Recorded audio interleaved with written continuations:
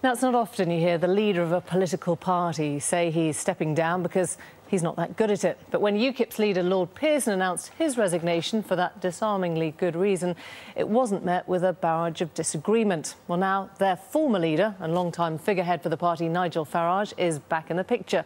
He says he'll stand again after failing to gain a Westminster seat in the general election.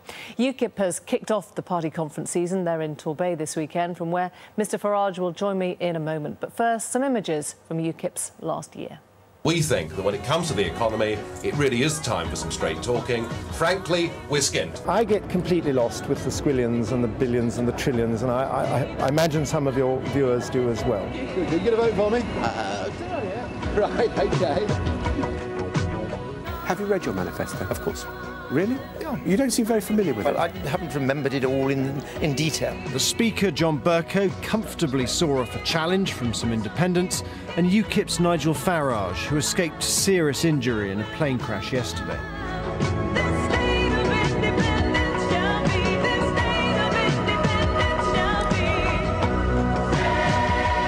Am I strong enough to take on a job which is 7 days a week, where you have to work hours that you simply couldn't believe?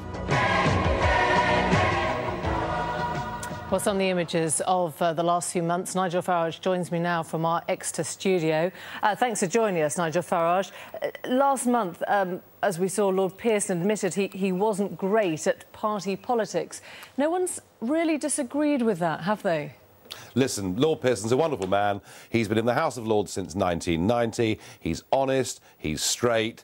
He's succeeded in many things in his life, in business, in charity, and in terms of UKIP. He was good at raising money. He was good at putting structures in place.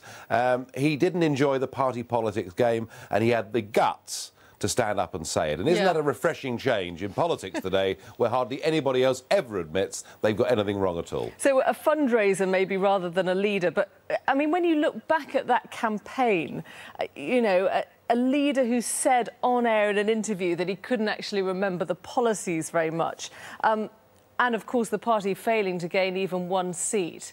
Do you look back at that campaign and say, OK, hands up, it was a bit of a disaster? Well, look, you know, we increased the number of votes we got by 50% on the previous general election. That was progress. We could have made more, but that's the past. And now what we're talking about is moving forward. You know, we're a party that does very well in proportional representation in European elections. We came second in 2009 across the entire UK. And now we face, next year, Welsh, Scottish, Northern Irish and English local elections. We've got a lot to do. Sure, but, you know, the fight, the bit where you're really recognised is going to be in a general election. And if you look back, I mean, I guess in the spirit of candour, which your party's pretty good at the moment, you might say, you know what, Buckingham was the wrong seat to pick. I came third behind a... Look, in life, you know, the easy option is to do nothing. I tend to take risks. Perhaps I take rather too many. I get some things right. I get some things wrong. That's fine. But I've decided today to throw my hat into the ring because I believe I've got the experience. I believe I'm able to deliver the kind of messages that UKIP voters want to hear. I've got the track record of raising money for the party in the past, and I'm going to try and have another go. I don't know if there's a sort of Rip Van Winkle feeling here that, you know, last time you were leader of UKIP, the world was a very different place. Politics has changed now beyond all recognition. And there is that sense that sort of UKIP is still just looking at the same single issue. It's in danger of you know, being in the same pub with the same pipe, looking a bit old-fashioned, isn't it? Well, I don't know about that. I mean, your previous report about the crackpot idea that perhaps the European Union would impose a Tobin tax upon the City of London and cause financial mayhem and job losses for us just goes to prove the point that far from being a single issue, you know, there is no aspect of our national life that is not now affected directly by EU membership. Over 75% of our laws are made there. It really is the elephant in the room of British politics. We ought to talk about it, and above all, the British people ought to have a referendum about it. And that is not diminishing, it's growing. The trouble is, though, now, but, you know, the Tories are arguing that line, or will be arguing that line in Brussels. No, they're not. And Labour's got a new leader. There is that sense that you've become slightly redundant, haven't you? Look,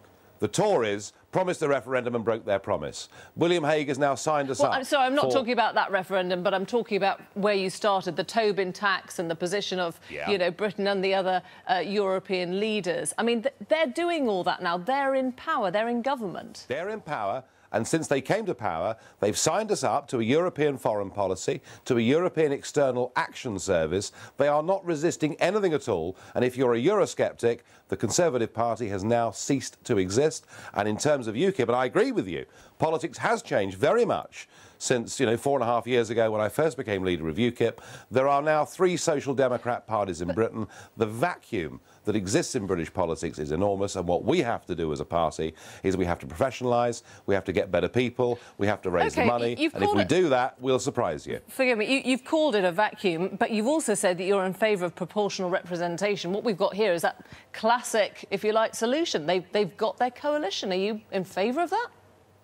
I don't... Listen, it is becoming increasingly irrelevant who gets the keys to the door to number 10, because whilst they have the position, in reality, they don't have the power. We've given that away. And that is something that people are waking up to and are understanding, and it's why we will fight and fight and fight in local elections, in general elections, until the British people are given a free and a fair referendum so that they can decide their own future. And is it increasingly irrelevant who wins the Labour leadership next month? Yeah, because, the Labour Party will choose somebody who is virtually indistinguishable in terms of background and policy from Clegg and Cameron. So who would be your biggest fear? Frankly, the biggest fear I've got is UKIP itself. We have got to transform this party and make it relevant to domestic elections. I recognise that's going to be a big challenge. I recognise we've got a lot to do. If the party chooses me again to be its leader, I'll do my best to make it happen. Nigel Farage, thanks very much indeed. Thank you.